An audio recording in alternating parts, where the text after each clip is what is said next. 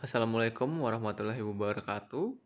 Selamat pagi, salam sejahtera untuk kita semua. Terima kasih untuk ketersediaannya untuk hadir sebagai pembimbing kepada Dr. Sudarsono, spesialis paru konsultan. Pada pagi hari ini saya akan membahas materi Pradik Trisula tentang pneumonia. Nah, pneumonia sendiri didefinisikan sebagai suatu peradangan akut parenkim paru yang disebabkan oleh mikroorganisme. Yang non-mikroorganisme seperti bahan kimia, radiasi, aspirasi, bahan toksik, obat-obatan, dan lain-lain disebut dengan pneumonitis. Etiologinya ada banyak, misalnya karena bakteri bisa gram negatif, bisa gram positif. Virus ada virus influenza, avian influenza, SARS, HIV, COVID, yang sekarang ini lagi naik daun. Parasit ada amuba, jamur, candidiasis, aspergillus, cacing ada Angiostrongyllus contonensis. Bakteri sendiri dibedakan berdasarkan gramnya, ada gram positif dan ada gram negatif. Gram positif contohnya Streptococcus pneumoniae, gram negatif Pseudomonas. Berdasarkan strukturnya ada yang tipikal seperti Pneumococcus dan atipikal seperti Mycoplasma. Ini beberapa contoh dari penyebab pneumonia, ada bakteri, virus, dan fungi. Terus faktor risiko, usia tua, karena imunitasnya menurun usia tua, terus habis itu kemampuan bersihan mucociliary clearance-nya juga berkurang. Terus ada ISPA, virus yang sebagai port de entry dari bakteri, ya. Terus habis itu alcohol abuse. Alcohol abuse ini mengakibatkan penurunan dari kemampuan ciliary clearance juga, mengurangi refleks batuk juga. Rokok kita sudah tahu ya, karena merusak mukosa, saluran pernafasan. Gagal jantung ini biasanya mengakibatkan edema pulmonum walaupun ringan, karena ada edema pulmonum ini mengakibatkan gangguan dari clearance dari alveolusnya itu. PPOK kita sudah tahu karena jalan nafasnya remodeling, banyak sekret di situ, terjadi kolonisasi. Diabetes, imun menurun, HIV juga imunitas menurun. Nah, patogenesisnya apa? Satu, kolonisasi. Kolonisasi ini bisa berkoloni, terutama pada orofaring, itu banyak sekali bakteri yang berkolonisasi di situ. Nah, apabila mekanisme bakteri-bakteri itu terinhalasi, atau bisa jadi ada infeksi saluran pernafasan, ya, itu bisa mengakibatkan kolonisasi tersebut masuk. Karena mekanisme pertahanan parunya itu jelek, kolonisasi yang bakteri itu bertambah banyak, menembus defense mekanismenya, terjadilah pneumonia. Atau bisa karena inhalasi, aspirasi tadi ya, bakteri-bakteri yang sudah ada di orofaring itu, hematogenus dari infeksi tempat lain menyebar sampai ke paru, atau langsung misalnya pada trauma ya, tembakan, ada bakteri yang masuk ke dalam paru, itu juga bisa mengakibatkan pneumonia karena mekanisme pertahanan paru kita tidak mampu mengatasi bakteri-bakteri ini, sehingga terjadilah pneumonia. Mekanisme pertahanan paru, yaitu mekanisme pertahanan paru itu ada filtrasi vertikal di hidung ya, pencegahan aspirasi dengan refleks epiglottis dan refleks batuk, sistem pembersihan oleh lapisan mukosiliar, cairan alveoli dan surfaktan, dan respon imun antibodi makrofag, neutrofil, limfosit. Nah, kalau filtrasi vertikal di hidung ini biasanya lebih daripada 10 mikron ya, 10 mikron ke atas biasanya terfiltrasi di hidung. Kalau dengan refleks batuk ini dari 5 sampai 10 mikron. Kalau sistem pemberian mikosiliar ini juga 5 sampai 10 mikron. Ya, cairan alveoli kalau bakteri yang lebih kecil daripada 5 mikron masuk ke alveolus. Di situ ada cairan alveoli ya, berisi enzim-enzim misalnya lisosim dan sebagainya. Di situ juga berguna. Ada surfaktan juga di situ sebagai efek antibakterialnya. Nah, ketika pada gagal jantung ini terganggu. Terus respon imun ada antibodi, makrofag, neutrofil, limfosit, sistem sitokin. Terus habis itu ada komplement juga yang berfungsi untuk mekanisme pertahanan paru. Ini gambarnya. Terus lower airway itu dari trakea, bronchus primarius, bronchiol, alveolus. Nah, ini terjadi ada mekanisme pertahanan paru yang menjaga area ini dalam keadaan steril. Bila mekanisme pertahanan paru ini terganggu atau rusak, ini mengakibatkan pneumonia. Tahap proses inflamasi yaitu hiperemi, hepatisasi merah, hepatisasi kelabu, dan resolusi. Hiperemi yaitu pembendungan atau pengisian rongga alveoli oleh cairan eksudat hemoragis. Terus habis itu terjadi hepatisasi merah, koagulasi eksudat tersebut konsistensinya jaringan seperti hati. Terus hepatisasi kelabu, sel darah merah tadi itu digantikan oleh neutrofil berbentuk jaringan solid dan keabuan. Terus resolusi, sel PMN diganti oleh makrofag dan pemfagositosis dan merusak kuman patogen. Eksudat tersebut mengalami lisis dan diabsorpsi oleh neutrofil dan makrofag, dan juga terjadi perbaikan struktur fungsi paru. Kita lanjut, patofisiologi pneumonia. Patogen berhasil menembus mekanisme pertahanan paru. Terjadi inflamasi, substitusi udara dalam alveoli airspace oleh cairan. Terjadilah konsolidasi. Terjadi shunting dan terjadi hipoksemia. Nah, ini yang wet lung mekanisme ya.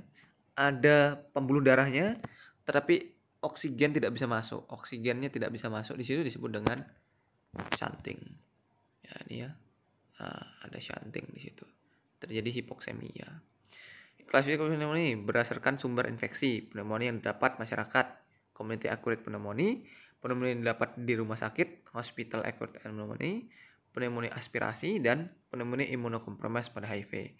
Berdasarkan kuman penyebabnya, pneumonia bakterial, atipikal itu mycoplasma, pneumonia virus, pneumonia jamur. Nah, berdasarkan predileksinya, tempat infeksi ada yang kena satu lobus aja, lobaris, ada bronkopneumonia menyebar di kedua kelapakan paru, dan pneumonia intersisial. Ini terutama pada virus. Tanda dan gejalanya demam 38 derajat Celcius disertai menggigil, berkeringat, batuk, mula-mula mukoid, lalu purulen. Terus habis itu terjadi nyeri pleuritik. Gejala lain bisa mialgia, pusing, anoreksia, malaise, diare, mual, dan muntah. Penyebab fisiknya yaitu sisi hemitoraks yang sakit tertinggal. Palpasi fremitus raba atau fremitus suara meningkat. Perkusinya redup. Auskultasinya suara napas bronkofesikuler sampai ke bronkial. Rongki basah halus kemudian menjadi rongki basah kasar pada stadium resolusi. Nah, ini merupakan tanda-tanda konsolidasi. Pemeriksaan penunjang, pemeriksaan dahak, AGD, dan fototoraks lateral atau PA. Nah, pemeriksaan dahak sebelum diberikan antibiotik harus dilakukan tes dahak dulu ya, spesimen dahak langsung, bisa dari dahak langsung ya, sputum langsung, aspirat dari pipa ETT endotracheal kalau dia diintubasi, atau bronchoalveolar lavas ya. Ini diapakan aja di gram, sputum, kultur, dan uji sensitivitas, dan juga bisa untuk mengecek fungi ya, jamur ya. Pemeriksaan gas darah dan AGD. Pemeriksaan darah dan AGD. Umumnya leukositosis ringan sampai tinggi. Hitung jenis bergeser ke kiri, shift to the left. LED dapat juga tinggi. Kultur darah dapat positif pada 20-25% penderita yang tidak diobati karena terjadi bakteremia. Analisa gas darah terdapat hipoksemia dan hipokarbia dan asidosis respiratorik pada stadium lanjut. Contoh AGD ya ini ya. pH-nya menurun ya, asidosis respiratorik, PCO2-nya meningkat ya. PO2-nya juga menurun, hipoksemia. HCO3 masih dalam batas normal, BCSS-nya juga turun, saturasi turun, ADO2-nya 250, shunting. Peranan petanda infeksi, prokalsitonin, kadarnya itu lebih daripada 2 nanogram per mililiter, itu diindeksikan sebagai infeksi berat, sepsis, shock sepsis, dan multi-organ dysfunction syndrome. Mendukung diagnosis, prediktor komplikasi, dan peningkatan angka kematian, panduan pemberian dan penghentian antibiotik. CRP normal 3 mg per liter, kadar 10 mg per liter itu inflamasi. Spesifitasnya rendah. Kadar CRP lebih daripada 100 mg itu menentukan prognosis dan kebutuhan ventilasi mekanik pada pasien pneumonia. Fototoraks, abnormalitas radiologis pada pneumonia disebabkan oleh karena pengisian alveoli oleh cairan radang berupa opasitas atau peningkatan densitas konsolidasi yang disertai dengan gambaran airborne program. Bila dapatkan gejala klinis pneumonia tetapi gambaran radiologis negatif, maka ulang fototoraks harus diulangi dalam 24-48 jam untuk menegakkan diagnosis. Ini fototoraks normal, ini pneumonia ya, ada yang lobar, ini yang bronkial ya, ini interstisial. Ini ya lobar pneumonia ya, opasitas non homogen disertai dengan air bronchogram. Ini yang bronkopneumonia. Ini yang interstisial atau virus. Community acquired pneumonia, peradangan parenkim paru yang dapat dari masyarakat, merupakan salah satu penyakit infeksi yang banyak terjadi dan juga penyebab kematian dan kesakitan terbanyak di dunia. Di Indonesia termasuk dalam 10 besar penyakit rawat inap DRS dengan proporsi kasus laki-laki 53,95% dan 46,05% pada perempuan. Ini etiologinya sama seperti tadi ya. Epidemiologi CAP ya. Pseudomonas aeruginosa ya, tergantung faktor resiko ya. Mungkin banyak pengobatan antibiotik sebelumnya, HIV/AIDS, ya, komorbid pulmoner seperti bronkiektasis, cystic fibrosis, dan COPD. Mycoplasma pneumonia, penyebab pneumonia tersering pada anak dan remaja. Pneumonia pneumokokal pada usia lanjut, Klebsiella pneumoniae itu pada orang yang diabetes mellitus. Epidemiologi CAP terkait kebiasaan sehari-hari. Konsumsi alkohol biasa dikaitkan dengan Streptococcus pneumoniae, merokok bisa pada pneumococcus dan influenza. Komorbiditas kalau PPOK dengan FEV1 kurang dari 30% biasanya Pseudomonas aeruginosa.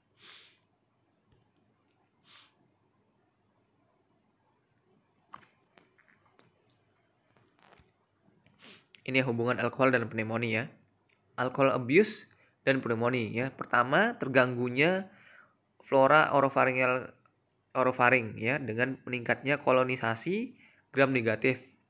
Terus habis itu kemampuan batuk dan muntah itu terganggu. Menurunnya mucociliary clearance, terus terganggunya innate immunity seperti fungsi fagosit makrofag menurun, kemokin dan produksi kemokin juga menurun, terus kemotaksis dan neutrofil juga berturun. Epidemiologi CAP terkait evaluasi laboratorium, leukopenia, pneumonia, pneumococcus, dan gram negatif basiler. Epidemiologi CAP terkait evaluasi radiologis, air bronchogram, dan pola lobar segmental, yaitu pneumonia tipikal. Alveolar dan interstisial itu pneumonia atipikal oleh Mycoplasma pneumonia. Ini yang didapat di Sutomo ya, tahun 2012 dan 2013. Tapi sekarang ini banyak Acinetobacter baumannii.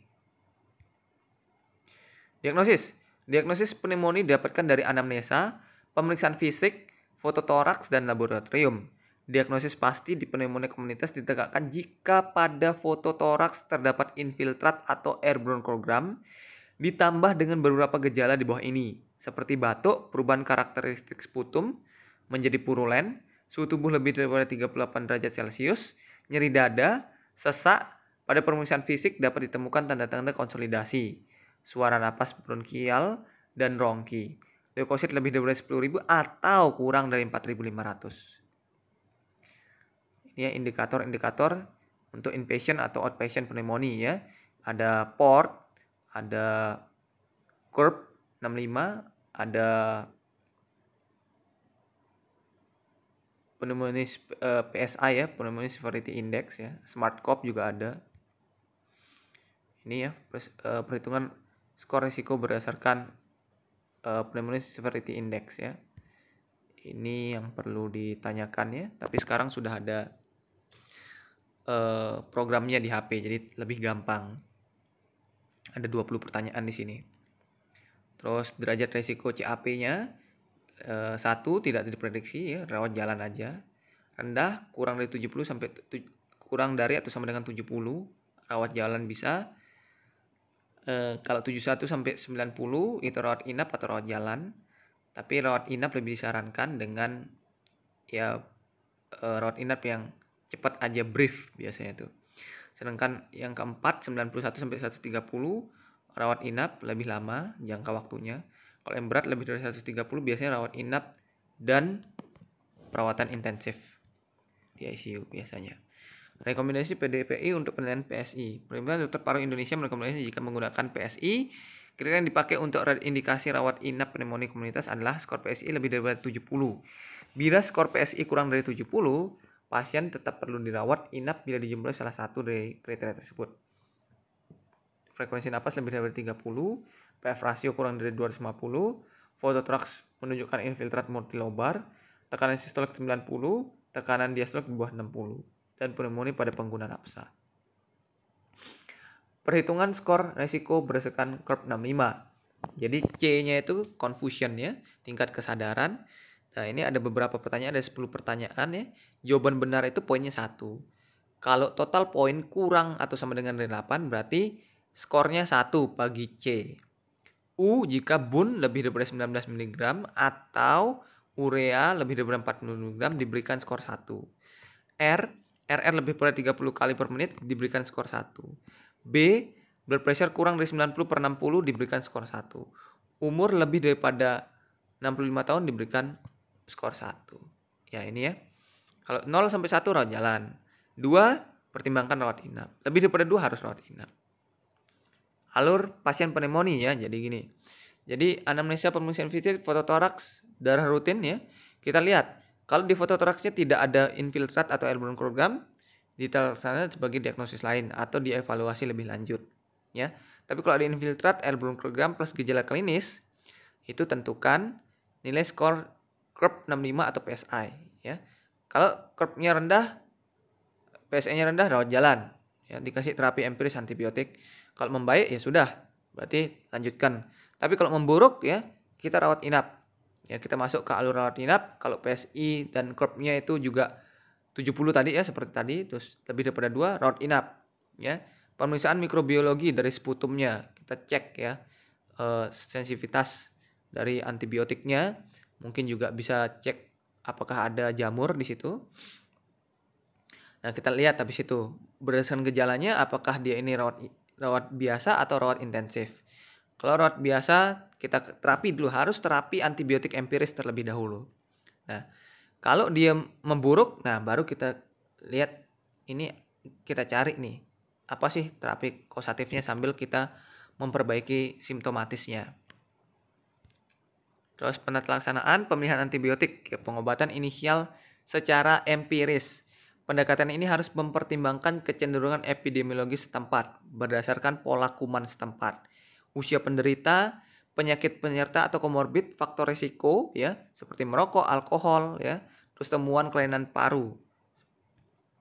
Terus alasan diberikan terapi antibiotik secara empirik, mortalitas pneumonia yang tinggi, penundaan pemberian antibiotik lebih daripada 4 jam setelah pasien masuk rumah sakit meningkatkan mortalitas.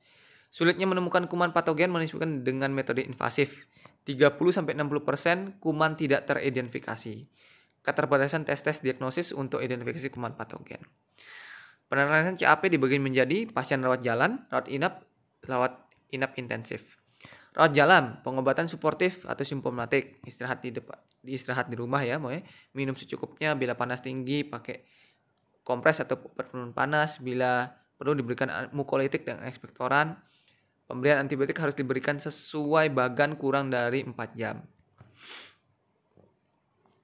Terapinya ya, pasien yang sebelumnya sehat dan tanpa riwayat antibiotik 3 bulan sebelumnya, biasa dikasih beta-lactam aja seperti cefalosporin generasi 1 ataupun amoxicillin ya. Atau beta-lactam plus beta-lactamase, misalnya amoxicillin dengan clavulanat atau dengan new macrolide, azithromycin dan clarithromycin. Pasien dengan komorbid atau mempunyai riwayat pemakaian antibiotik 3 bulan sebelumnya, berikan fluoroquinolone, levofloxacin 750 atau moxifloxacin atau beta-lactam dan beta-lactam inhibitor. Ya tadi itu ya, dengan beta-lactamase tadi amoxicillin clavulanat, beta-lactam atau macrolide ya. Plus macrolide maksudnya. Rawat inap non intensif itu pengobatan suportif atau simptomatik, pemberian terapi oksigen, pemasangan infus untuk rehidrasi dan koreksi kalori dan elektrolit, pemberian obat simptomatik antara lain antipiretik, mukolitik. Ya, pengobatan antibiotik harus diberikan sesuai bagan kurang dari 4 jam. Terapinya yaitu respiratory fluoroquinolone, levofloxacin 750 atau moxifloxacin 400 mg atau beta-lactam plus new macrolide, jadi double antibiotik.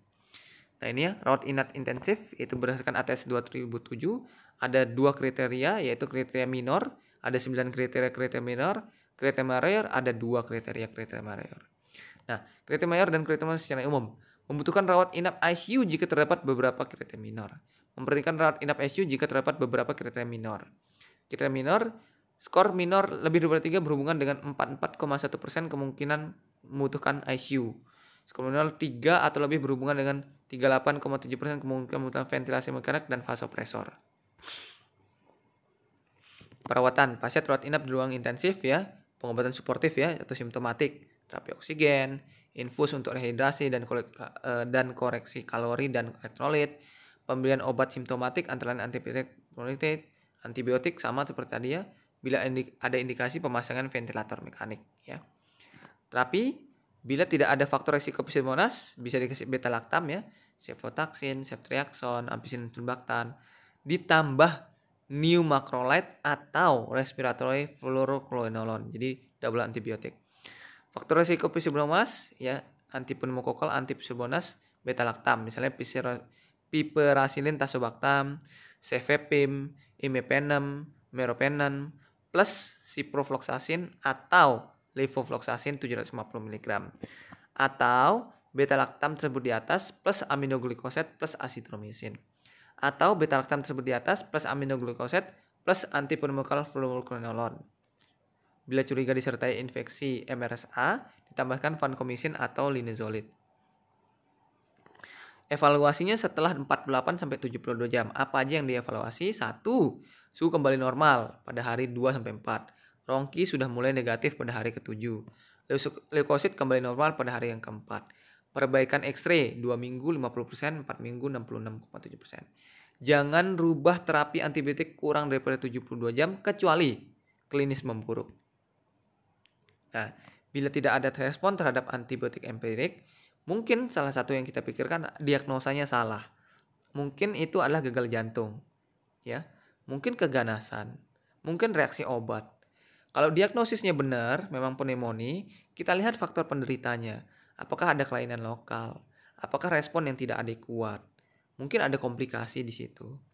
Faktor obat kita lihat, salah pilih obat mungkin. Dosis atau cara pemberiannya salah. Terus habis itu faktor kuman, resistensi terhadap antibiotik. Mungkin bukan bakteri, mungkin virus atau jamur. Nah, kriteria perubahan obat parenteral ke oral pada pneumonia. 1. Tidak ada indikasi klinis untuk melanjutkan pemberian parenteral lagi. 2. Tidak ada gangguan pada absorpsi saluran cerna. 3. Penderita sudah tidak panas kurang lebih 8 jam. 4. Gejala klinik batuk dan distres napas membaik. 5. Leukosit menuju normal atau normal. 6. CRP kembali normal. Terus switch terapi atau terapi sulih. Pelayan dari terapi parenteral suntik ke terapi oral. 3 macam switch terapi, switch over, obat berbeda potensi sama. Contoh ceftazidime IV ke ciprofloxacin oral. Sequential terapi, obat sama potensi sama. Levofloxacin IV ke levofloxacin oral. Step down terapi, obat sama atau berbeda, potensi lebih rendah. Seperti ceftriaxone IV ke cefixime oral. Kriteria pemulangan pasien pada perawatan rumah sakit. Vital sign stabil selama 24 jam terakhir. Pasien mampu minum obat antibiotik per oral. Hidrasi dan nutrisi terjaga secara adekuat. Kesadaran normal atau sudah kembali tingkat kesadaran semula. Klinis dan psikososial tidak membutuhkan perawatan inap lebih. Komplikasinya bisa emphysema, effusi pleura, abses paru, shock sepsis, perikarditis, atelektasis, dan meningitis. Prognosis pada umumnya prognosis baik ya, tergantung fungsi pasien, penyebab penggunaan antibiotik yang tepat dan adekuat, perawatan yang baik dan intensif. Hospital Acquired Pneumonia (HAP) ya. Pneumonia yang terjadi pada pasien 48 sampai 72 jam setelah dirawat di rumah sakit. VAP, ventilator associated pneumonia, yaitu pneumonia yang terjadi lebih dari 40 jam setelah pemasangan intubasi intratrakeal. Ya, faktor risikonya ya. Laki-laki usia 60, malnutrisi, penyakit akut atau kronik, imunosupresi, luka bakar. Faktor terkait rumah sakit dan terapi ya, koloniasi mikroorganisme virulen di orofaring, lewat pemberian antibiotik, pajanan terhadap peralatan respirasi yang terkontaminasi. Diagnosisnya ya, menurut CDC ya, demam. Jadi setelah dimasuk rumah sakit dia demam. Awalnya tidak demam, dia demam. Jadi 38 derajat Celcius. Leukopenia atau leukositosis. Gangguan atau penurunan GCS. New onset of purulent sputum. Misalnya dulu tidak ada batuk, misalnya sputumnya biasa ya. Terus berubah jadi purulen ya. Atau meningkatkan inspiratory respiratory secretion. Jadi sputumnya dulunya sedikit sekarang tambah banyak ya. Terus worsening gas exchange, jadi saturasi, peningkatan kebutuhan oksigen, terus peningkatan kebutuhan ventilator. Terus new onset of worsening cough, dyspnea or tachypnea. Jadi batuk dia lebih parah, sesak napasnya lebih parah. Ya, terus tachypnea, terus ada rales atau bronchial breath sound. Terus pemeriksaan penunjang radiologi ya.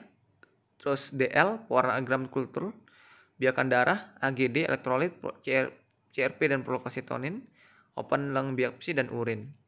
Ya, kriteria HAPP berat menurut ATS gagal napas, memerlukan alat bantu nafas atau O2 lebih dari 35% untuk mempertahankan SpO2 lebih dari 90%. Terdapat bukti sepsis berat yaitu shock. TDS-nya kurang dari 90 atau diastole kurang dari 60. Memerlukan vasopresor lebih daripada 4 jam. Jumlah urin 20 ml per jam atau total jumlah urin 80 ml per 4 jam. Gagal ginjal akut membutuhkan dialisis. Tata laksana fokus antibiotik ditujukan pada patogen gram negatif dan MDR. Menurut peta Kuman, pemberian antibiotik tunggal atau kombinasi tergantung pada faktor mortalitas pasien. Perhatikan strategi deeskalasi. Lama terapi 7 hari, tetapi bergantung kepada perbaikan klinis dan parameter laboratorium. Prognosis bergantung pada fungsi kardiopulmonal sebelum dan imunitasnya. Hasil pengobatan bergantung pada faktor risiko dan komorbid.